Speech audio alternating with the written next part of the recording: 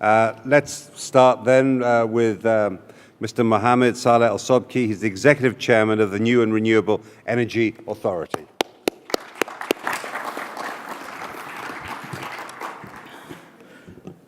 Mr. Chairman, ladies and gentlemen, I'll go through a few slides which will outline the challenges and opportunities for the energy in general in Egypt, with focus on electricity and focusing further on renewable energies. That chart is a bit of an old and new chart. It shows the energy balance of Egypt since the 2006 up till 2022. The upper line there shows the demand of energy, while the the bars, the blue, green, orange, yellow, and light blue shows the supply. Our primary energy comes from fossil fuels. It's about 95%. From the energy mix, there is about 5% from hydro, and 1% is coming from primarily wind energy. The analysis here was based on a growth rate of about 6% in the GDP. If we manage to keep on our production from fossil fuels, petroleum and natural gas, that will only cover about 40% of our needs by year 2022. From wind energy and hydro, about 13,500 megawatts, and that will only present 9% of the energy mix. If we go to nuclear, then that would present about 5,000 megawatts. That would present around 6%. Now we are adding to that, or in that energy mix, there will be a slightly different mix where we will add some few power stations from coal-fired power stations, which is about 20 gigawatts by year 2020. In addition to that, the cheapest source of energy, which is energy efficiency, which will lower our demand by about 8%, and that presents an appreciable target in our energy plan. Yet, there will be additional needs for energy. This is shown by these red arrows there, and they primarily will come from interconnection with neighboring countries, the interconnection to the west of Egypt, to the Kingdom of Saudi Arabia, was around 3,000 megawatts, and other interconnection projects, both electric and gas interconnections, as well as solar energy, which will cover a big chunk of that gap. The electricity in Egypt, we're speaking about an installed capacity of 32 gigawatts currently, out of which is around 2 gigawatts of hydro and 0.55 from wind. That wind capacity will go in a month's time to about 0.8. The electricity sector in Egypt managed to secure the supply of electricity, or the accessibility of the electricity networks, to 99% of the population.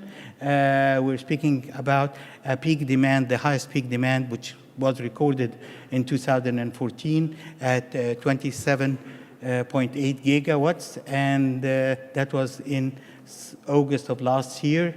The average annual rate over the last 10 years was about 7%. In some years, it jumped up to 10%. There is a number of future planning studies based on different growth rates between 5 and 7%. The peak demand will range between the 70 and 90 gigawatts, out of which 30 to 45% would come from renewables, based on the growth rate we are considering. The real mission here really is to secure supply at an affordable equitable price for all activities in the country, and to help the different economical activities in the country to be competitive enough around the world. That reflects about 2.5 gigawatts of annual increase in generation annually.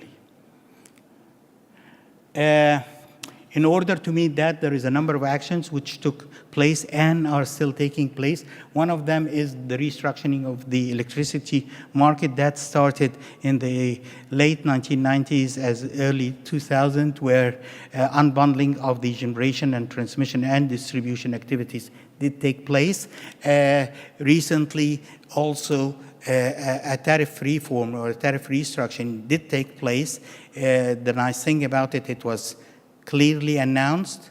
It was announced for 5 years in order to move the electricity sector into more commercial operation rather than a subsidized type operation. The government is committed during these 5 years to supply fuel to the electric generation utilities at a fixed rate. So there is a government commitment and also a clear message to the different economical activities at the end user level to know where are they going about. Also in that sense, in this regard, the number of future studies addressing the electricity in Egypt shows that currently, at the current fuel rate, the fuel cost represent about 60% of the generation cost. Now, if the fuel prices goes up a little bit based on our needs and importing fuels, that if we reach an average of triple what we're paying now, we're paying around $3 per million BTUs now. If we go up to around $9 per million BTU, the cost of fuel in the generation cost will reach 80%. I'm just trying to pave the way for some renewables over here. So, as I mentioned earlier, we're diversifying our energy generation mix. So we are not considering anything out. We're considering nuclear power stations, coal power station. As I said, we're targeting 20 giga from coal-fired power stations up till year 2020. We're considering the contribution of renewables to reach 20% of our generation mix by year 2020, which is a bit challenging, but that is the target, and we're working very aggressively on that. The energy efficiency on the supply side, we're speaking about improvements which will go on the generation, transmission, and distribution, likely on average up to 3% of what they are now. And on the end user side, there is an excellent room, or there is plenty of room for new additional economical activities in the country. As I said, we're targeting 8% of the reduction in the energy use. That's coming out of a number of energy audits which were done for the different economical activities. In the industrial sector, we're targeting about 20% reduction in the percentage of energy used. In the residential sector, we're speaking about 10% reduction. In the transportation, we're speaking about 15%. So I'm saying there is room, and we should look at it as a new activity in the country, a new economical activity. Also, we are sorry for the spell mistake here.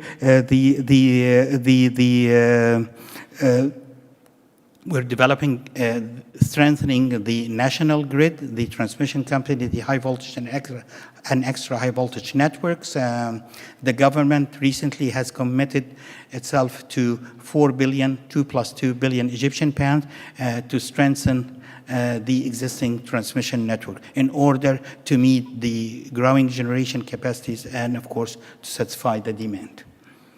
There is a number of schemes which were announced recently through a form of a law, so they are the most strongest in our legislative system for promoting renewable energies. This is just a map. I think a number of you have seen that, but Egypt does have an excellent wind regimes in a number of the areas. In the Gulf of Suez area, we have speeds exceeding the 10 meter per second.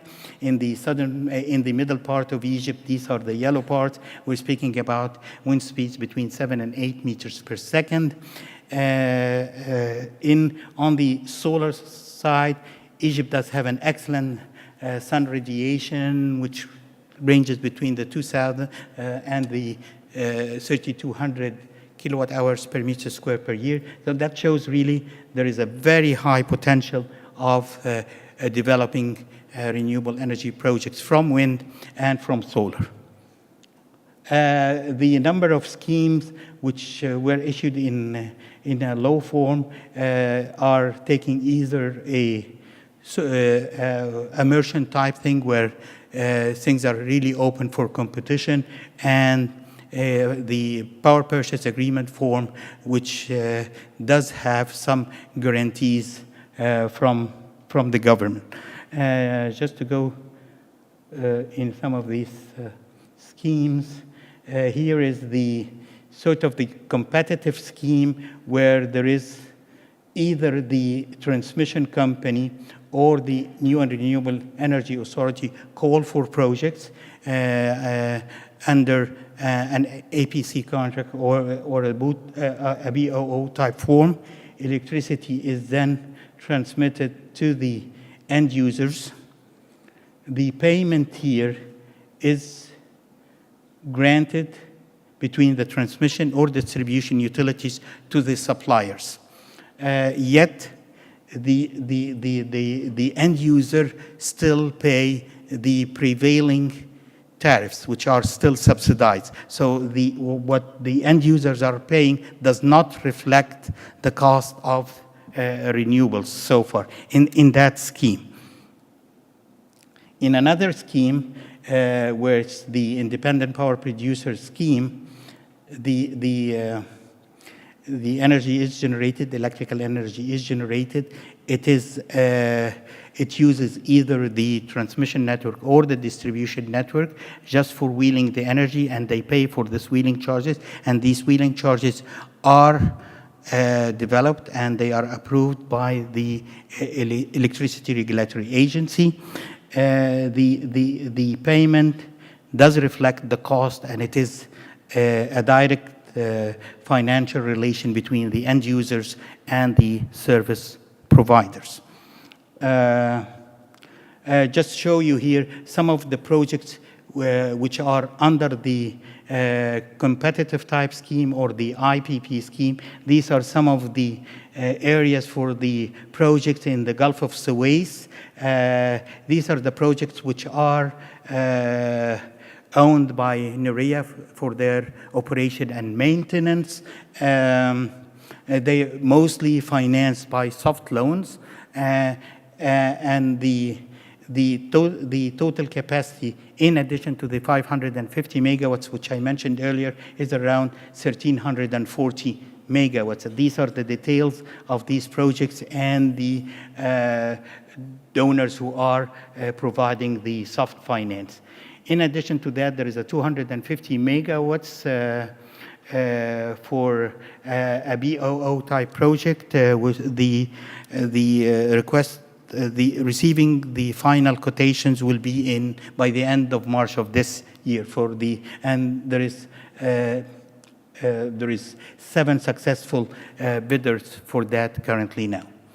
Another one is the 600 megawatts, which is already an Egyptian investor did win that, and they are shopping around for their own off-takers in this case. For the BOO, the off-taker will be the transmission company.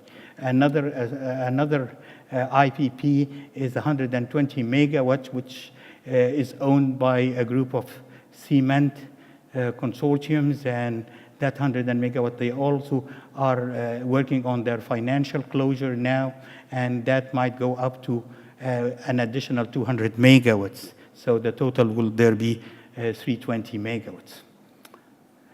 The last scheme, which is the most robust from a logistic point of view, a legislative point of view, is the one which is recently announced with the feed-in tariff.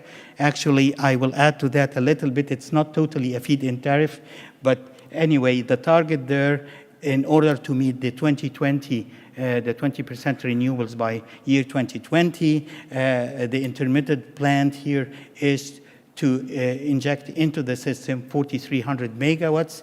The breakdown of them is 300 megawatts of small and medium type size projects, which they will be, they range from rooftop, from few kilowatts up to 20 megawatts, and they will be injecting their electricity into the distribution utilities. The other two is the 2,000 megawatts of what we refer to as large size project, ranging between 20 and 50 megawatts, 2,000 for wind and 2,000 for solar. That scheme is slightly different than what we have seen. The energy is injected from the developers to the transmission or distribution.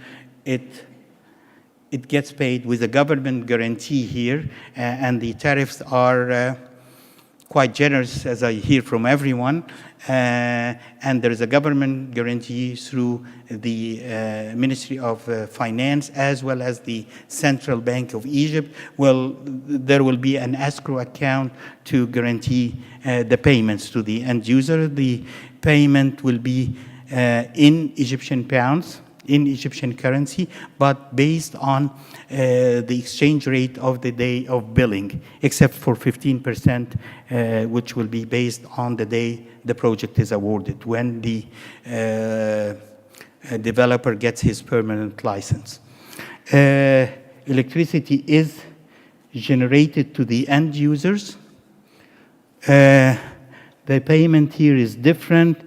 In the announced law, the Cabinet of Ministers, the government of Egypt, will assign a percentage of the electricity used by each end user to reflect their consumption or their usage of renewables. And they will pay that according to the feed-in tariff plus the transmission or distribution cost there.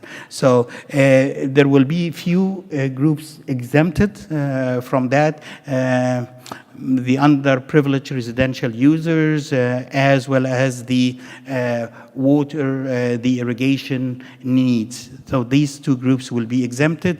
And in addition to the first, we have an increasing block type rate in Egypt for tariffs for the first block of commercial, the first two blocks of residential, and the irrigation needs will be exempted from that. The percentage the government have to have the right to do assign different percentages based on their plans, and that will be announced 3 months before the end of each year. That's a question which I think we are all facing here. Can all these schemes, can they coexist or not? The BOO, the IPP, and the feed-in tariff. We do believe they can succeed, they can work together if we have a sort of a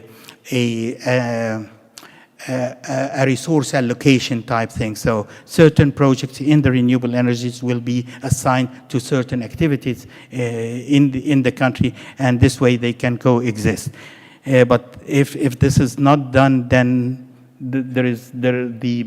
especially the IPP scheme will face some difficulties. This is just to show you that we do have enough plan. I said that in the arena a couple of days ago. We are living on less than 10% of the land of Egypt, and we saved the rest for renewables. So that's a slide which reflects that. We do have, at least in the area of the Middle Egypt, the east and west of the Nile, we have about 30 areas for capacities up to 30 gigas in wind and close to 50 gigas in solar. So there is really enough capacity there for the use internally within Egypt, as well as through the interconnection, especially maybe to Tunisia, Algeria, and Morocco, and then eventually to Europe. This is just a slide to show that we have done the land demarcation for the areas which I showed in the bottom of the slide here, Komombo and Bimban, which are areas for primarily solar projects. And we have done the land demarcation, which will be assigned for the successful applicants in the feed-in tariff. Well, I might say, you all know, but we had 187 application, 187 consortium. The total capacity they applied for did exceed the target of the 4,300 megawatts. It reached 14,000 megawatts.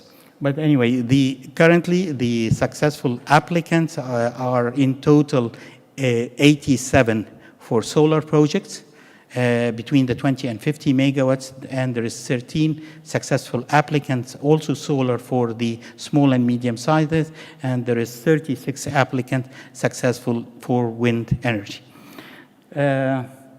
This is also the land demarcation for the wind projects in the area of Gulf of Suez, and also these red marks represent the sites for the substations, which will be a part of interconnecting these wind fields to the transmission network. And in this land demarcation, we managed so far for this group of areas to be a first wind area. So there won't be a waking effect between the different developers. In the area in the middle, where there is no land demarcation, because currently it's used for oil and gas exploration. As soon as that's concluded in a number of years, then the land will also be accessible for additional wind projects. I guess by this slide, I think, yeah, we have done, that's within the New and Renewable Energy Authority. We have done a number of studies. This graph just shows one of the environment impact assessment analysis for bird migration and the need to control the operation of some of the solar fields when bird migration does take place. But for all these areas which are shown here, the bird migration will not represent any hazards of stoppage. It's nice to say also here that the New and Renewable Energy Authority have worked on getting 12 permits from the Army, from the Antiquity Authority, from the Agriculture Authority, that the land is accessible and the land is free to be used for renewable energy projects. In addition to that, we have qualified close to 55 small and medium-sized service providers, which will be working on the 300 megawatts, and the application for that is open at any time. By this, I thank you all for your attention, and I'm ready for any clarification as needed.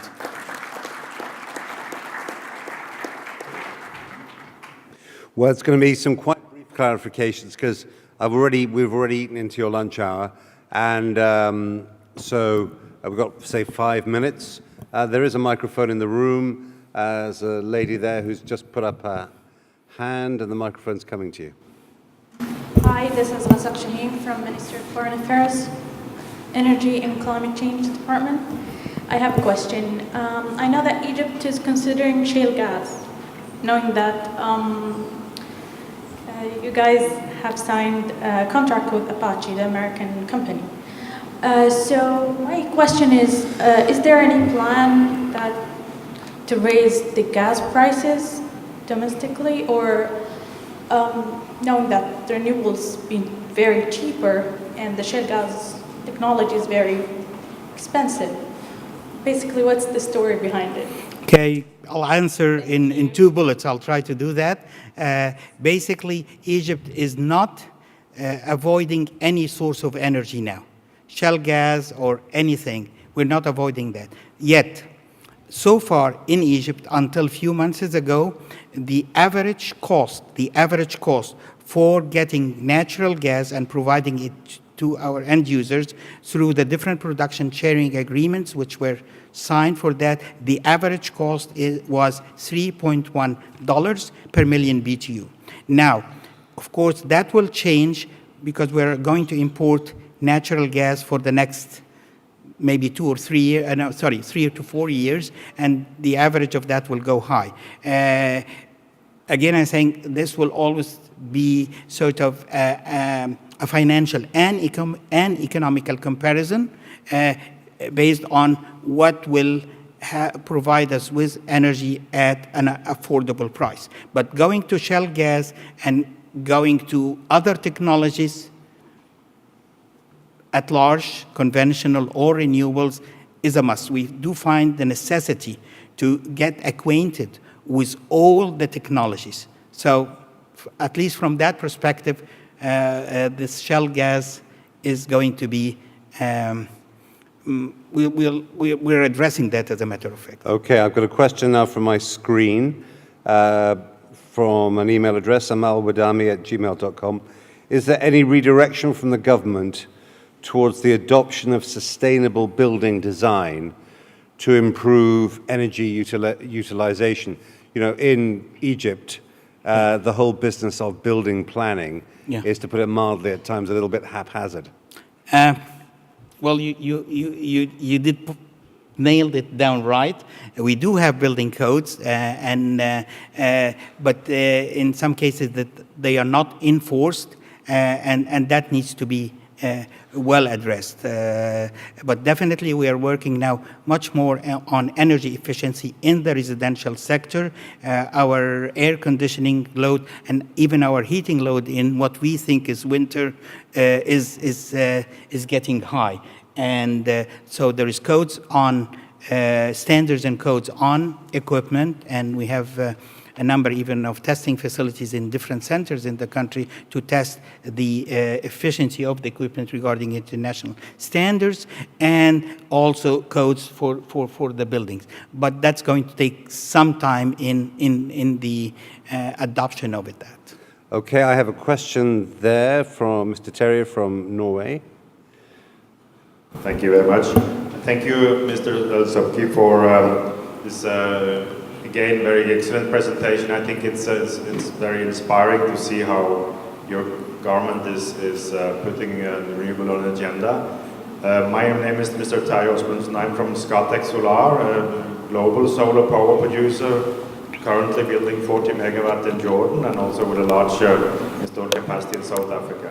I have one question for you, Mr. Al-Bakri, which I think many developers are burning with, is that many of the developers have actually planned to respond to your invitation with plans for maybe 100, in our case 200 megawatt mobilized resources to move forward on the program. And now, of course, we are very interested to hear how you think the fact that there are so many companies who have been pre-qualified, how will you then move about to actually select the final builders, or how will the volumes then actually be awarded within the program? Is it possible for you to, I know maybe it's not everything decided, but is it possible to shed a little bit light on that? It would be very interesting. Thank you very much. Yeah, I'll try, but my answer won't be satisfactory to everyone, I guess so. But anyway, what we tried in the scheme, the response to the wind is within the 2,000 megawatts. Actually, it falls a little bit short than the 2,000 megawatts. So likely there will be a new announcement for wind energy projects.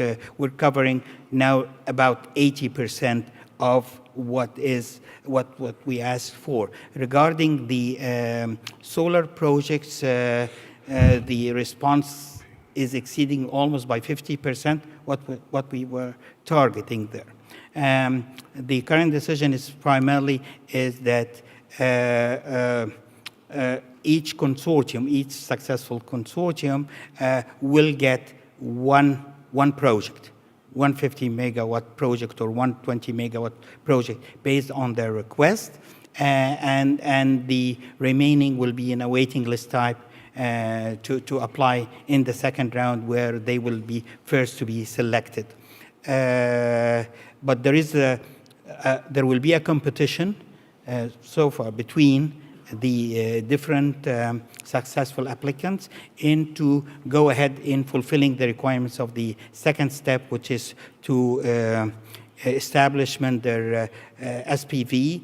This is one thing, to pay their share in cash in the interconnection. The transmission company will take care of the building the interconnection with all the developers in order to expedite the process, but they need to pay their share in that. As soon as they have these two things, their SPVs and payment of their share, they will be applicable to get assigned the land. So there will be a bit of a race there and a pressure on some of the successful establishments there. So. Now, we are almost out of time, so I'm not going to be able to get to all of you, but there is a question take two questions together, and then that'll be it. There's a lady there with her hand up, wearing spectacles, yes. Wait for the microphone, please. I'll take them both. Take both the questions, yeah. You mentioned the nuclear program yesterday. Could you go into more detail about plans for that, or is it confidential? Plans for the nuclear program, and a gentleman here in the front row, and then we'll sadly have to end after that. There will be on your tablets a feedback form, which I know the organizers would be very grateful if delegates could complete that. Your question, sir? Sam Gerges from Spectrum Solar Solution Canada. My question to Dr. Mohammed Souki, I know he's very professional, especially in the renewable energy and in the distribution system.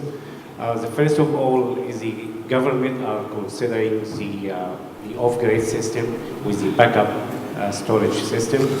And the second question is for the sourcing of equipment. Are you considering the local and the national manufacturers if it is not competed with the exporting the equipment from overseas? So what is the plan for the government? Okay. Thank you. So if you take those two questions, please. Thank you. Yeah, sure. For the nuclear one, we are considering the nuclear one. That's as far as I can say now. We are not counting that out.